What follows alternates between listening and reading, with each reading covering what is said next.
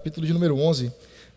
São os últimos versos que faremos a leitura, encerrando do verso 33 ao verso 36 do capítulo 11 da carta de Paulo aos Romanos.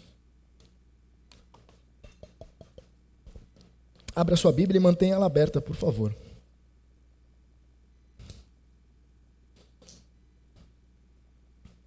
Está escrito assim na palavra do Senhor: ó profundidade da riqueza, tanto da sabedoria como do conhecimento de Deus. Quão inexplicáveis são os teus juízos, quão insondáveis são os seus caminhos. Pois quem conheceu a mente do Senhor? Ou quem foi o seu conselheiro? Ou quem primeiro deu a ele alguma coisa para que isso lhe seja restituído? Porque dele e por meio dele e para ele são todas as coisas. A ele seja a glória para sempre. Amém. Até aqui a leitura da palavra. Vamos fazer mais uma oração. Santo Deus, nós queremos te dar graças porque aqui estamos. Queremos te dar graças porque o Senhor nos trouxe até aqui, nos atraiu com teu amor, e aqui estamos como corpo teu, como igreja tua, como família do Senhor.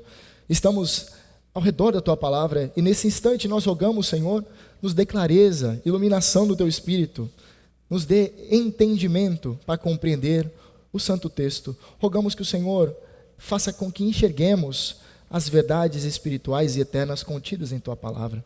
Rogamos que esse tempo não seja um tempo improdutivo, mas em todo instante seja produtivo. Nós queremos sair daqui com a convicção de que o Senhor falou conosco. Por isso pedimos, mais uma vez, faça com que o nosso coração esteja preparado para ouvir a tua palavra. Em nome de Cristo que nós oramos. Amém. Meus irmãos, o tema que eu dei para essa mensagem se chama Louve a Deus. É um imperativo, é uma ordem, louve a Deus.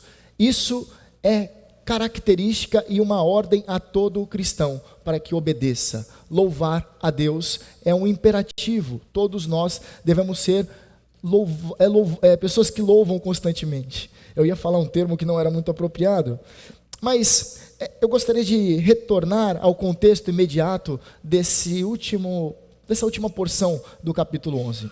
O apóstolo Paulo, até o capítulo 11, ele tratou de maneira bem restrita, em algumas maneiras até certamente com desdobramentos práticos, mas de maneira restrita ele tratou sobre teologia cristã, ele tratou sobre a doutrina da salvação. Em alguns espaços ele até falou sobre as coisas últimas. Ele quis demonstrar como acontece a salvação. Ele demonstra a condição espiritual de todo homem e ele demonstra a necessidade de salvação. E a salvação é pela graça, mediante a fé em Cristo Jesus. Por meio de Jesus nós temos a reconciliação. Nós somos justificados diante do tribunal de Deus. E com isso temos livre acesso ao Senhor.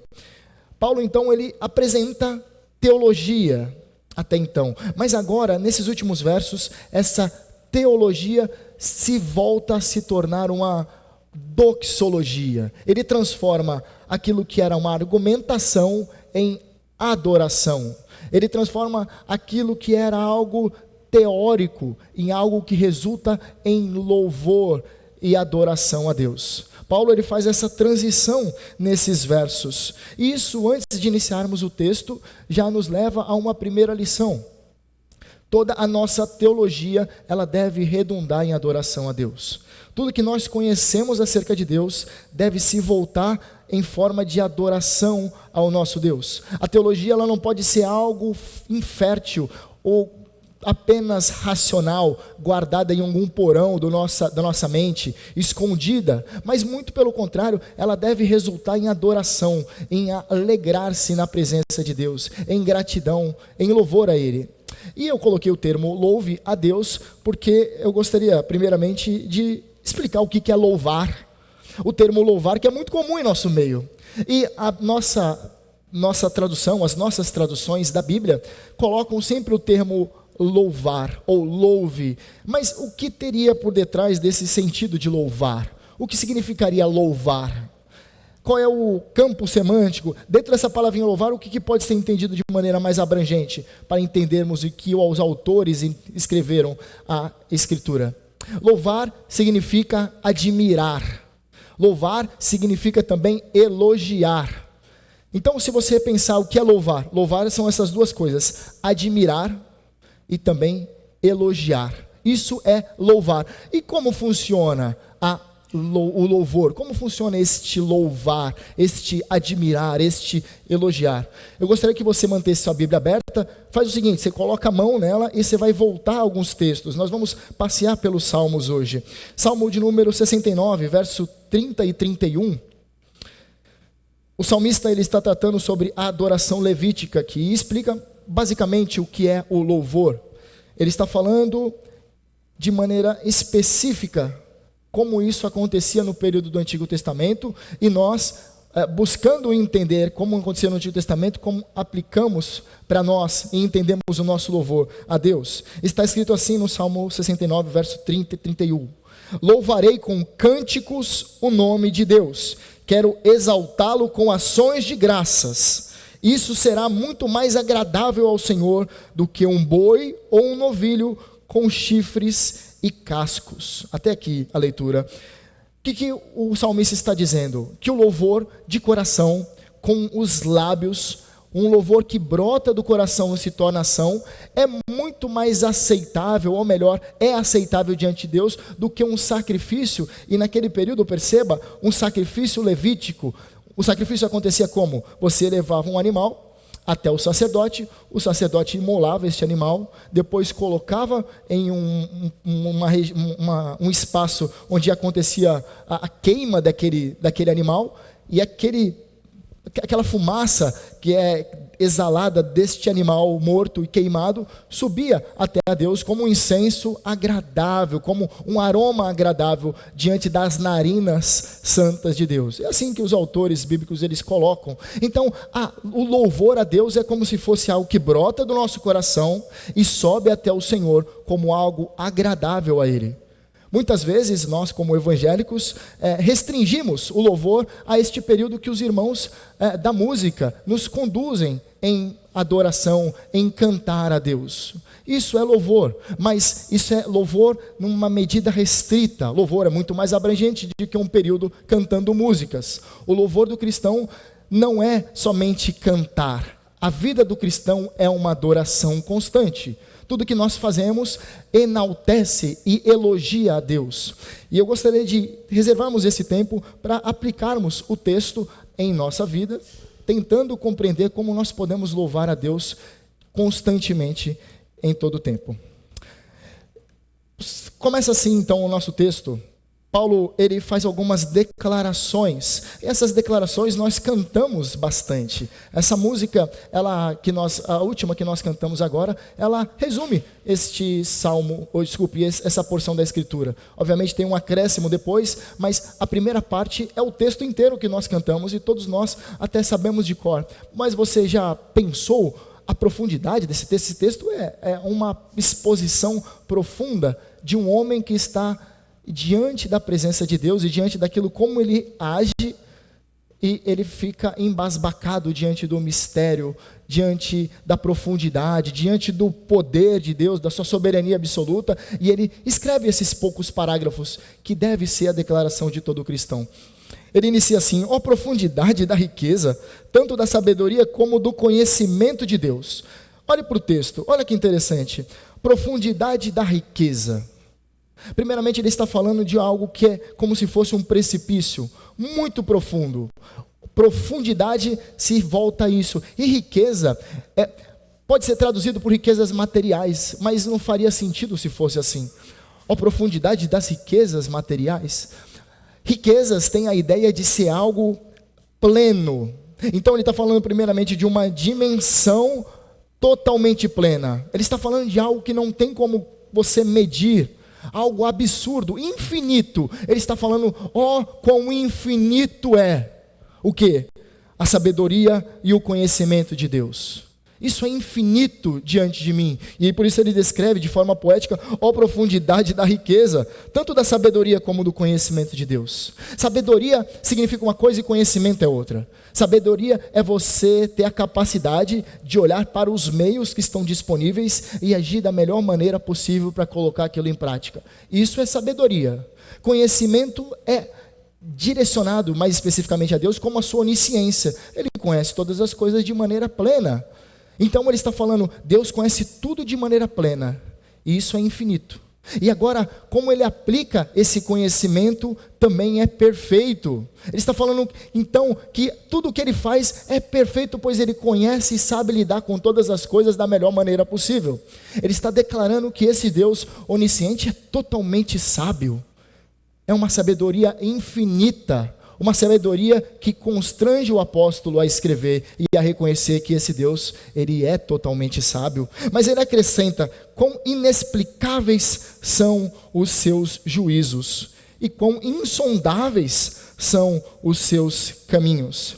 Se sabedoria é a capacidade de você lidar com os vários meios e você escolher os melhores diante de uma situação, e conhecimento é ter a plena capacidade de entender tudo, mas no caso de Deus é de maneira plena. No nosso caso, quando nós conhecemos algo, sempre é de maneira parcial. Nós nunca conheceremos algo de forma plena, nós não conhecemos nem a nós mesmos.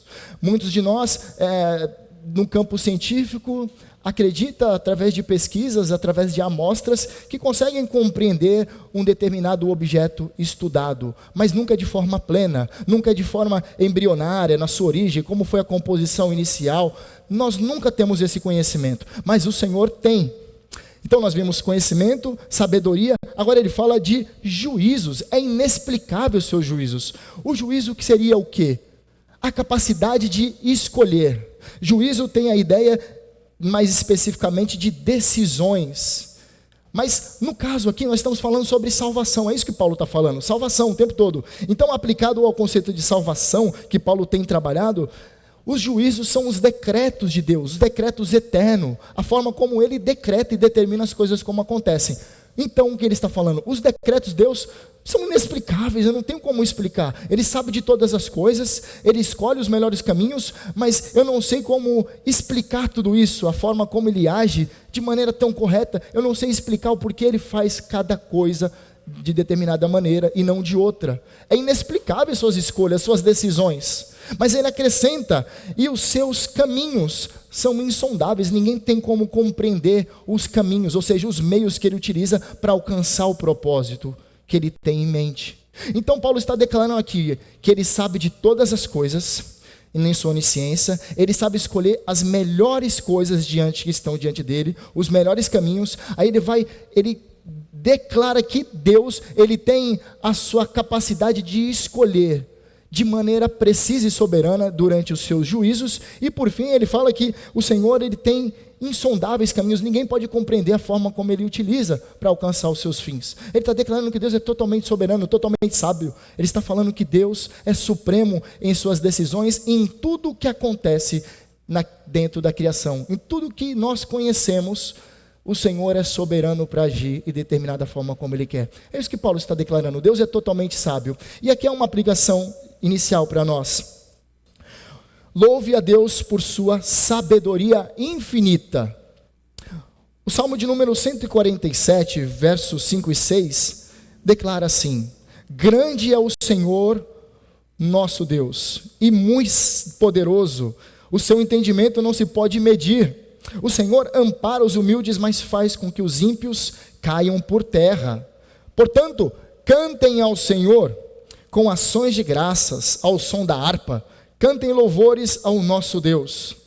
As aplicações aqui, meus irmãos, são 13 em cada uma delas. A primeira, o Senhor deve ser louvado porque, embora nós não saibamos o caminho que nós traçamos, nós devemos confiar muito bem em nosso guia. É o Senhor que nos conduz. Se existisse um GPS, hoje quando nós vamos em qualquer lugar que nós não conhecemos, nós precisamos utilizar um GPS.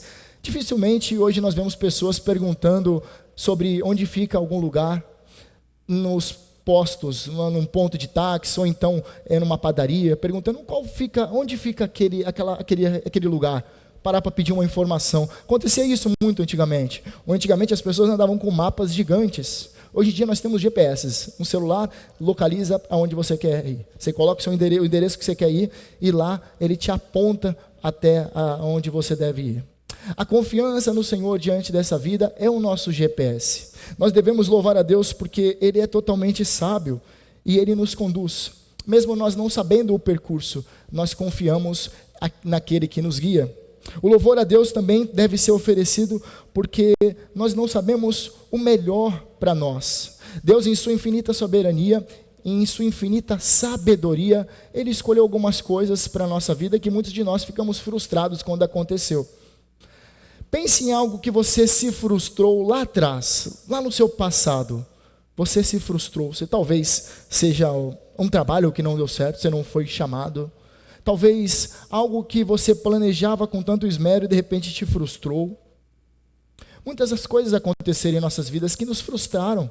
Talvez um término de um namoro de alguém que você amava muito e de repente caiu por terra e você ficou desolado ou ficou desolada. Talvez um desemprego inesperado, talvez a morte de um ente querido e aconteceu e te deixou sem chão.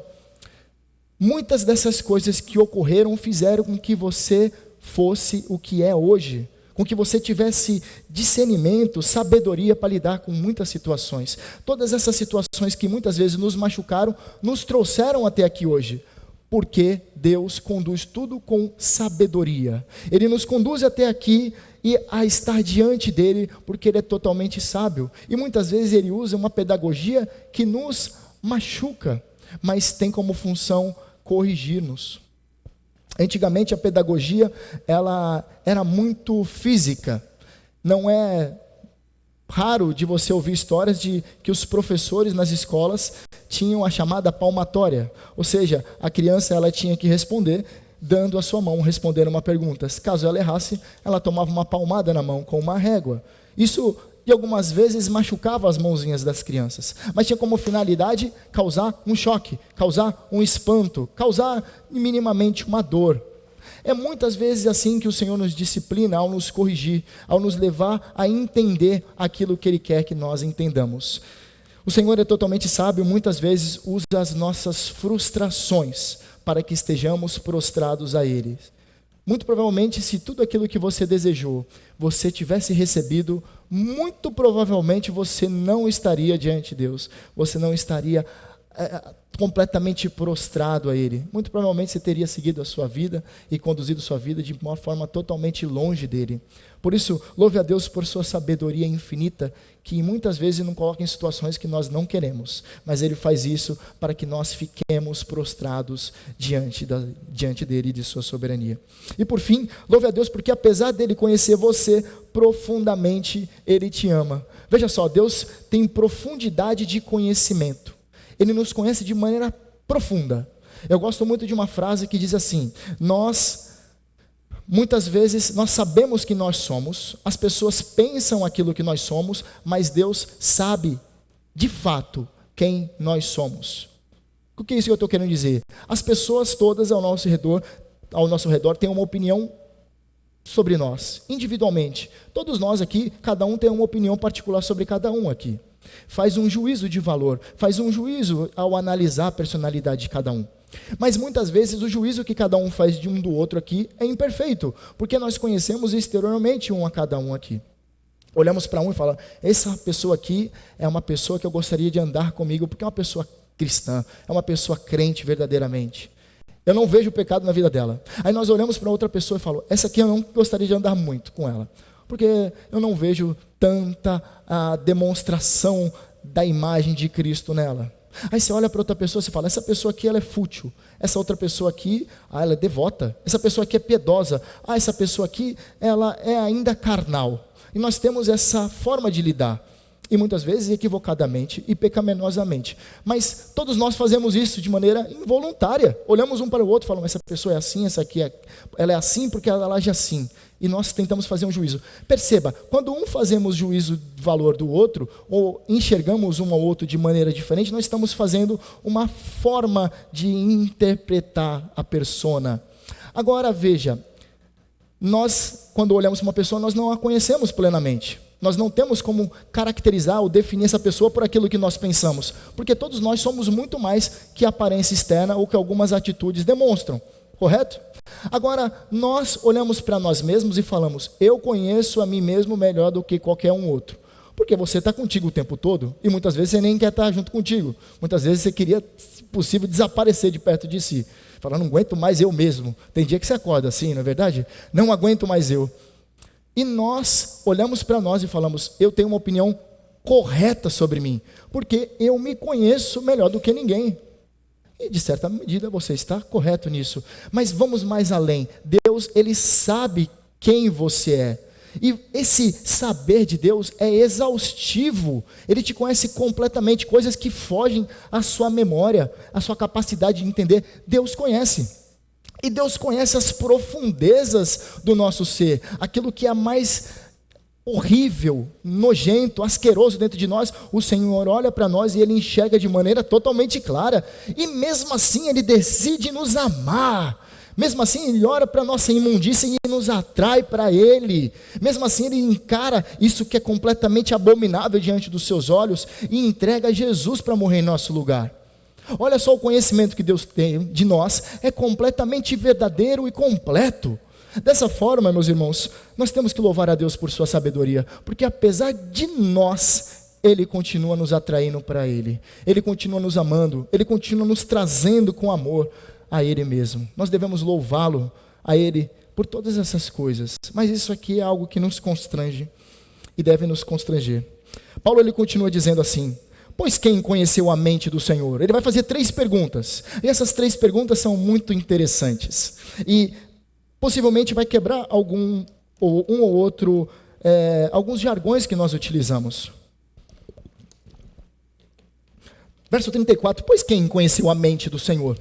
São 3 perguntas retóricas, ele não tem uma finalidade que ele vai responder na sequência. Ele sabe a resposta. Ninguém conheceu a mente do Senhor. Os mistérios do cérebro humano têm sido desvendados. Nós temos avançado em entender a nossa mente. Tem tido muitas áreas de estudo acerca da nossa mente, como ela funciona. E isso já aconteceu por milênios. A filosofia mesmo se dedicou há muito tempo a entender a mente humana.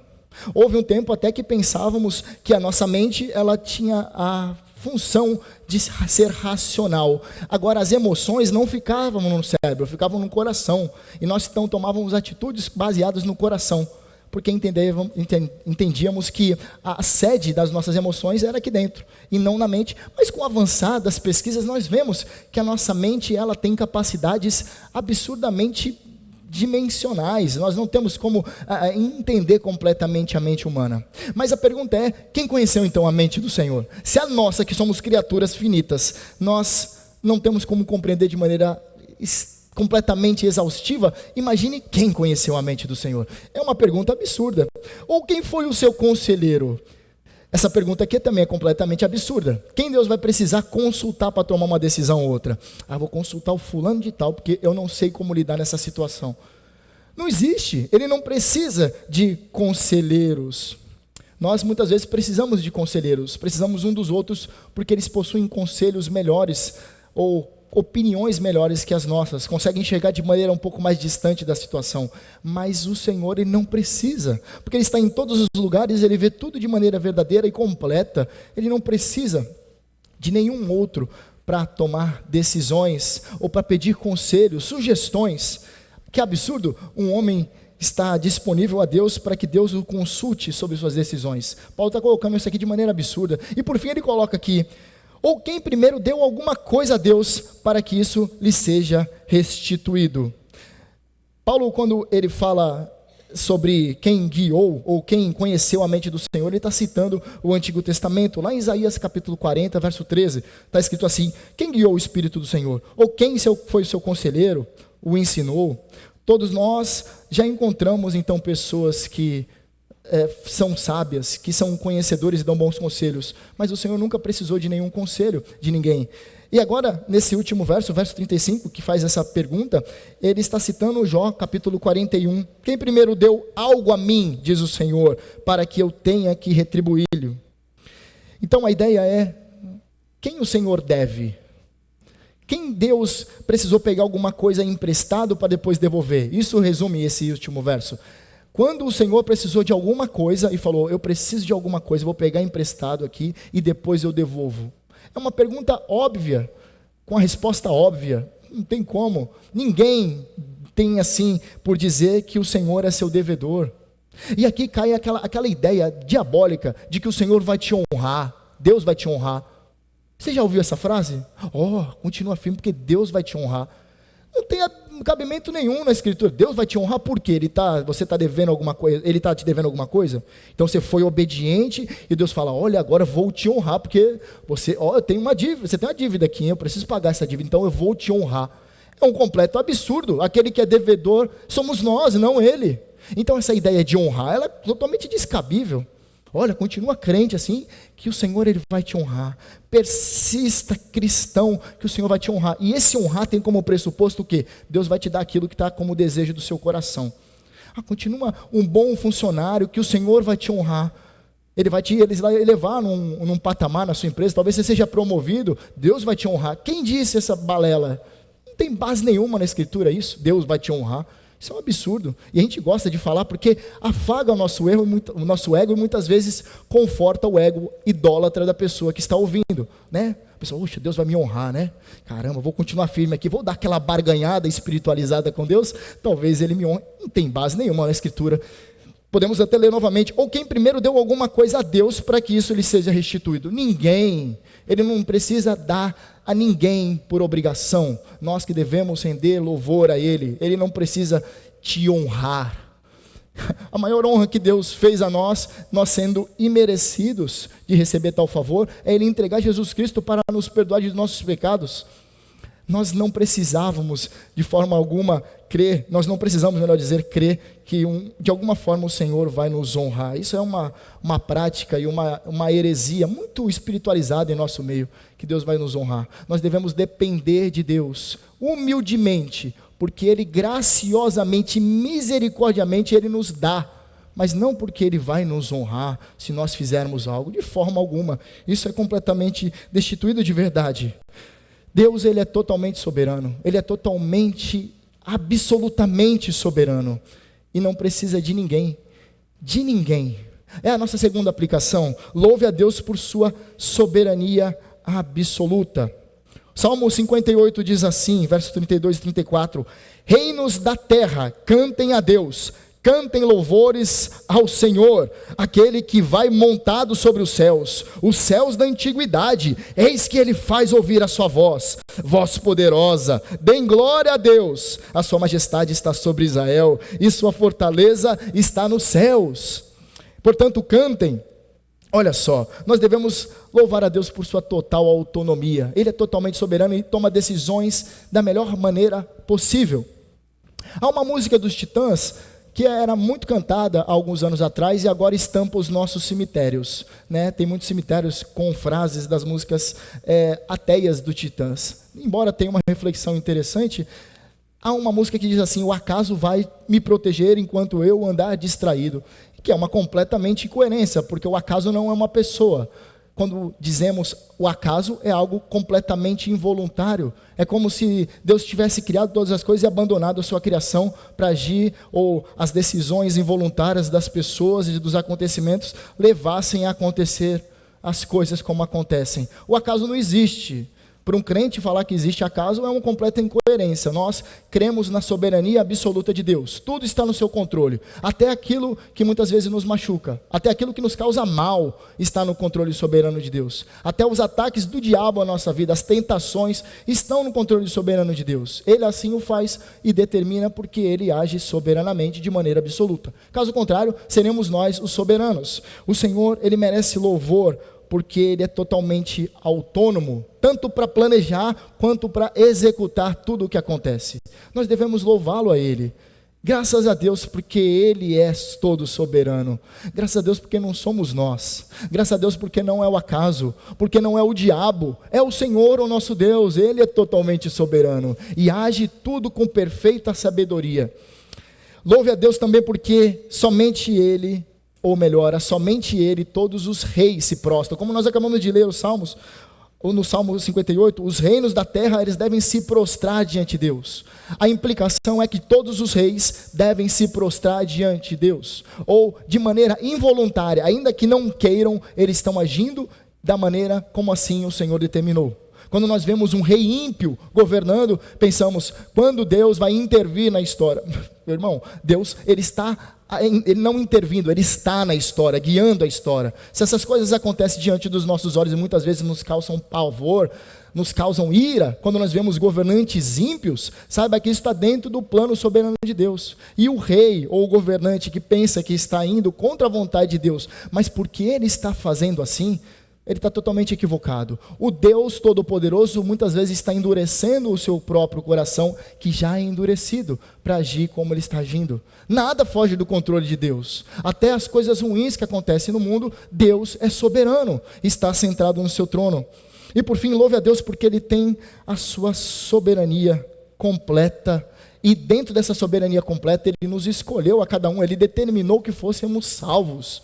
Isso aqui é para constranger qualquer um. Nós não temos nada a dar a Ele, nós não temos nada a entregar, nós chegamos diante de Deus com mãos vazias. Nós não podemos falar, eu fui um bom filho até aqui, eu fui uma boa esposa, eu fui um bom marido, eu fui um bom empregado até aqui, olha Senhor, me aceite. Nós não temos nada para entregar para Ele, para que Ele nos aceite. Ele na sua sabedoria absoluta e na sua soberania absoluta nos atrai para si, porque Ele quis.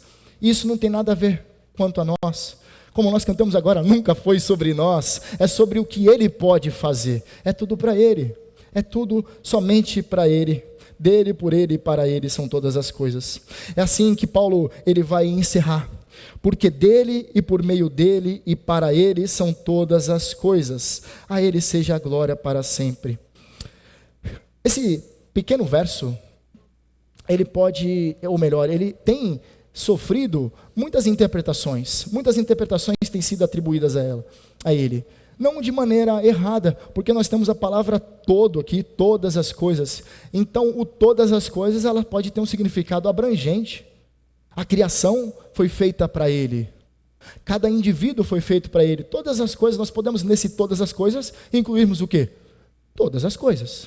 Mas o autor, Paulo, está escrevendo aqui num contexto de salvação. É uma conclusão acerca da salvação. Portanto, ele está falando aqui especificamente sobre salvação.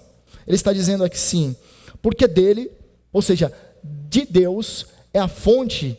Deus é a fonte da salvação. É dele que é a fonte da salvação, por meio dele, ou seja, por meio da sua graça, por meio da sua misericórdia, que nós somos alcançados para a salvação. Dele por quê? Porque ele escolhe, ele que determina. Por meio dele por quê? Por causa que o instrumento que ele utiliza é ele mesmo na pessoa de Cristo Jesus. E no Espírito a nos convencer do nosso pecado.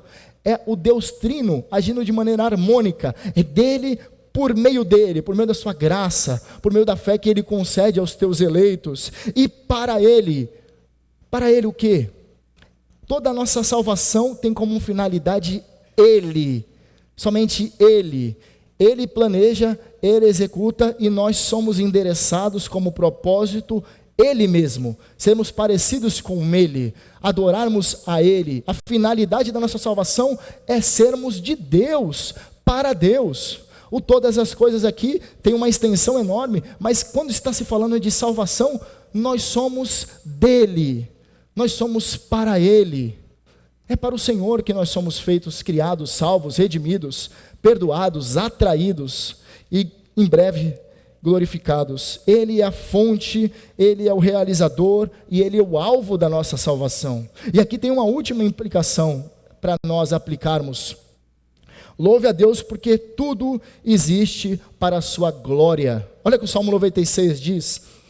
Cantem ao Senhor um cântico novo, cante ao Senhor todas as terras, cante ao Senhor, bendigam o seu nome, proclamem a sua salvação, dia após dia. Agora repare, anunciem entre as nações a sua glória, entre todos os povos as suas maravilhas, porque o Senhor é grande e digno de ser louvado, mais temível do que todos os deuses. Nós devemos louvar a Deus porque Ele exige que nós o adoremos e o louvemos. Louve a Deus porque Ele exige. Não é algo que nós damos porque, vamos ver se Deus está merecendo. De maneira alguma. Esse termo, Ele merece a glória, Ele merece obviamente, mas Ele exige Esse cantem ao Senhor, anunciem a sua glória, é imperativo, é ordem para a gente. Todos os povos devem louvá-lo. Então, meus irmãos, o louvor a Deus é uma exigência. Nós não fazemos assim. Deus está merecendo ser louvado. Hoje eu tive um bom dia de emprego, no trabalho, foi um dia bom no trabalho. Ele merece louvor hoje. Senhor, louvado seja o teu nome por isso, graças a Deus. É em todo tempo louvar a Deus, seja nos momentos de sofrimento, seja nos momentos de alegria. O louvor a Deus deve ser endereçado a Ele, porque Ele exige, é dele por direito, não é algo nós que debutamos a Ele, porque eu quero oferecer nesse momento, eu quero devotar a Ele nesse momento, porque talvez Ele esteja merecendo. Não, Ele merece, Ele exige, Ele ordena que Ele seja louvado. É que nós não gostamos desse termo, sermos exigidos de algo. Nós muitas vezes interpretamos isso como algo que nós não queremos fazer. Não, Deus não exige, Deus não ordena que Ele seja adorado, porque muitas vezes nosso coração pecaminoso fala, eu não gosto que ninguém mande em mim, mas o Senhor, Ele nos ordena, e Ele pode mandar em nós. Ele é o nosso Senhor. Quando nós dizemos que Ele é o Senhor, estamos dizendo também que nós somos escravos, que nós somos servos dEle, que somos submissos à sua vontade. E Ele exige louvor contínuo e perpétuo a Ele. A outra aplicação, louve a Deus porque você e tudo o que foi criado existe para a sua glória. Em algumas pregações anteriores, eu concluí dizendo assim, a evangelização não tem como propósito somente o alcance de pessoas para serem salvas. Não tem como propósito o avanço do reino de Deus, ou encher a igreja. Não é esse o propósito disso. É a glória de Deus. E um irmão me enviou uma mensagem falando, eu achei muito bonito isso, embora eu não tenha compreendido completamente. E nós conversamos durante algum tempo. Tudo que Deus criou é para a sua glória. O termo glória tem vários sentidos na Bíblia. Algumas vezes pode ser o resplendor, algumas vezes pode ser o peso. Mas, nesse sentido, a glória de Deus é o devotar, a honra, o poder a Ele, é o louvor a Ele. Ele merece ser louvado. Todas as coisas acontecem para que Ele seja louvado. Tudo o que acontece, por mais muitas vezes diante dos nossos olhos temporais que acontecem, e muitas vezes podemos até dizer, isso aqui não honra a Deus, isso aqui não glorifica a Deus, glorifica a Deus, até aqueles que pecam contra Ele, pois em dado momento Ele os julgará, Ele trará justiça.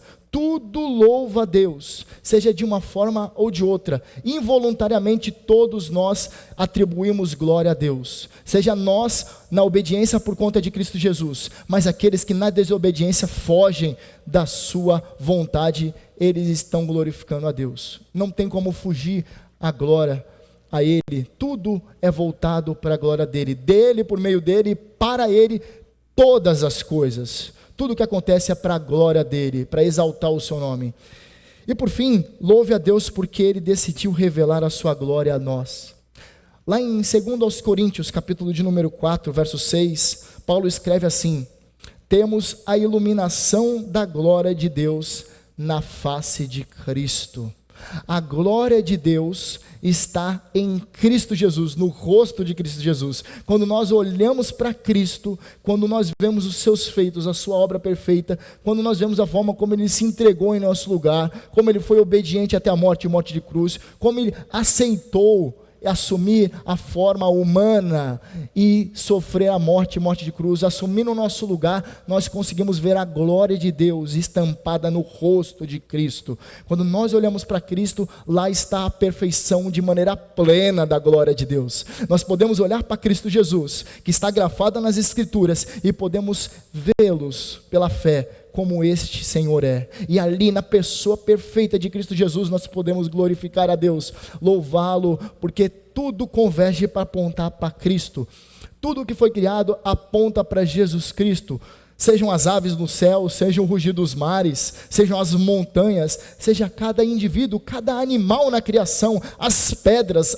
todo o gramado, todas as plantas, toda a fonte de beleza, de justiça, de verdade, tudo aponta para Jesus, tudo mostra Jesus, porque Ele é o ápice. Todas as coisas materiais, ainda que tenham uma beleza extrema, ainda que exista verdade plena em nossos dias, em alguns traços, Em Cristo Jesus, a plenitude de tudo isso. Ele é a perfeição diante dos nossos olhos. Ele é aquilo de mais elevado que já cruzou o Oriente. É a pessoa mais perfeita que já pisou nessa terra. Ele é a perfeita expressão do ser de Deus. Quando nós olhamos para Cristo, nós podemos ver a glória de Deus. E nós devemos louvar a Deus, porque Cristo Jesus veio até nós.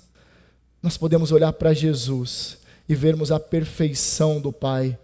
Nós podemos olhar para Jesus e falarmos: Senhor, me aperfeiçoe por meio do Teu Espírito a essa imagem perfeita de Cristo Jesus. Nós somos predestinados a sermos como Jesus, eleitos para sermos transformados, moldados à pessoa de Cristo Jesus.